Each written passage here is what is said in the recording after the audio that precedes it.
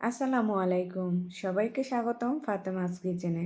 আশা করি যে যেখান থেকে আমার ভিডিওটি দেখতেছেন সবাই অনেক বেশি ভালো আছেন। আলহামদুলিল্লাহ আমিও ভালো আছি।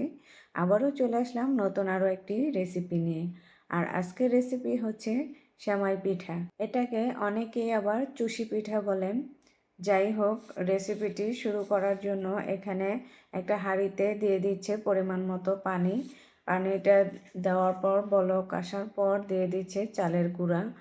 আর চালের গুঁড়াটা দিয়ে এখন ঢাকনা দিয়ে ঢেকে চালের গুঁড়াটা সিদ্ধ করে নেবে। আর এই পিঠাটা তৈরি করা হচ্ছে আমার বাবার বাসায়। শীতের সময় যখন সব ভাই বোনেরা একসাথে হই বাবার বাসায়, তখন কিন্তু অনেক ধরনের পিঠা আমরা তৈরি করে থাকি।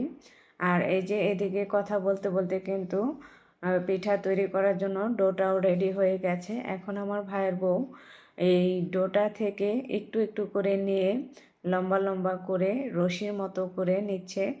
আর এই সেমাই পিঠাটা তৈরি করার জন্য এই রশির মতো করেই কিন্তু ডোটাকে করে নিতে হয়, তাহলে সেমাইটা তৈরি করতে খুব বেশি সহজ হয়। আর এই যে এদিকে আমার বড় বোন সেমাইটা কিভাবে কেটে নিচ্ছে। অবশ্য আমি এইভাবে এটা করতে পারি না, আমার বোন পারে। আর এই যে এদিকে আমার আম্মাও করে নিচ্ছে। ওরা দুজনেই কিন্তু খুব সুন্দর করে পারে, আমি এটা পারি না। আর শীতের সময় কিন্তু সব ধরনের পিঠা খেতে খুবই ভালো লাগে। সেমাই পিঠা, দুধ চিতই পিঠা, ভাপা পিঠা, কুলি পিঠা, সব ধরনের পিঠা খেতে কিন্তু ভীষণ ভালো লাগে। আর এদিকে সেমাইটা রান্না করার জন্য প্রথমে পরিমাণ মতো দিয়ে দিল পানি, তারপর তেজপাতা, এলাচ, দারচিনি দিয়ে দিল, তার সাথে দিয়ে দিচ্ছে মিঠাই। এখন এই পানিটার সাথে মিঠাইটাকে ভালোভাবে জাল করে নেবে। যখন এরকম বলক চলে আসবে তখন কিন্তু অল্প অল্প করে সেমাইটা দিয়ে দিচ্ছে। আর এখন এই সেমাইটা রান্না করবে আমার বোন। আর সে কিন্তু অল্প অল্প দিচ্ছে, তারপর আবার একটু নেড়ে চেড়ে দিয়ে দিচ্ছে যেন সেমাইটা একসাথে লেগে না যায়। এরকম করে কিছুটা সময় রান্না করে নিয়েছে। আর দুধ কিন্তু আলাদাভাবে রান্না করে নিয়েছে।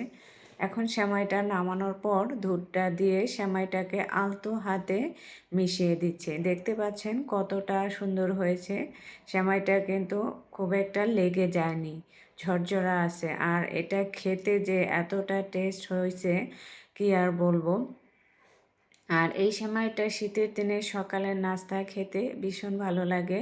আর আমার কাছে এই সেমাইটা একটু মুড়ি দিয়ে খেতেও ভালো লাগে। আজকে আমার সেমাই পিঠা তৈরির রেসিপিটি কেমন লেগেছে অবশ্যই কমেন্টে জানিয়ে যাবেন। আজকে এই পর্যন্তই, আবারও চলে আসবো নতুন কোনো রেসিপি নিয়ে। সেই পর্যন্ত সবাই ভালো থাকবেন, সুস্থ থাকবেন। আল্লাহ হাফেজ।